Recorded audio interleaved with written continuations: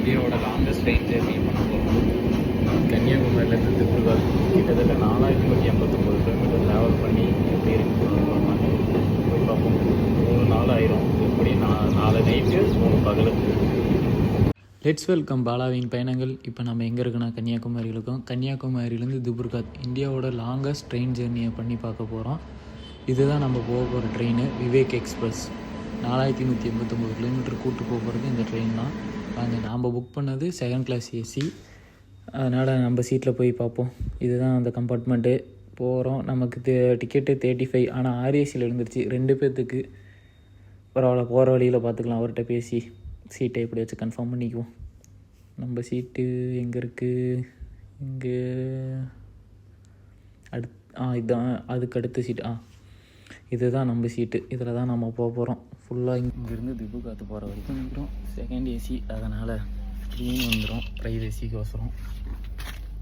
ஒரு cloth second ஏசினால் bedsheet இதெல்லாம் கொடுத்துருக்காங்க. 2 பெட்ஷீட்டு, அடிக்க போகிற பெட்ஷீட்டு, ஒன்று போத்தி படுக்கிறது, தலைவாணி சொல்கிற எக்ஸ்ட்ரா ஒன்று, அப்புறம் தலைகாணி ஒன்று கொடுத்துருந்தாங்க. நல்லா கம்ஃபர்டபுளாக படுத்துட்டு போகலாம். ஜாலியாக இருக்கும். போய் பார்க்கலாம். எனக்கு தொடரலாம்.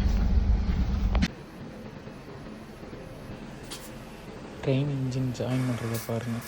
இந்த மாதிரி தான் பண்ணுறாங்க. பெட்டிக்கும் இன்ஜினுக்கும் இருக்கிற அந்த ஜாயிண்டிங்.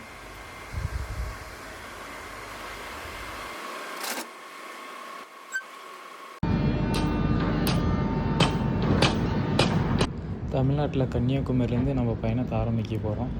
இங்கேருந்து அடுத்தது அஸ்ஸாமில் இருக்க திபுர்காத் வரைக்கும் போக போகிறோம். கன்னியாகுமரியில் ஸ்டார்ட் பண்ணி அஸ்ஸாமில் இருக்க திபுர்காத்தில் முடிக்க போகிறோம். வெளியே கிளைமேட்லாம் ஜில்லுன்னு போகுது. நல்லா தான் இருக்குது. ஆரம்பிச்சிட்டோம். அடுத்த நாள் காலையில் எழுந்திரிச்சு பல்ல விளக்கிட்டு, எனக்கு லக்கேஜெல்லாம் எங்கள் ஊர்லேருந்து கொடுப்பாங்க. எங்கள் ஊர் எதுன்னு அடுத்த தடவை வீடியோவில் சொல்கிறேன். ஓகே.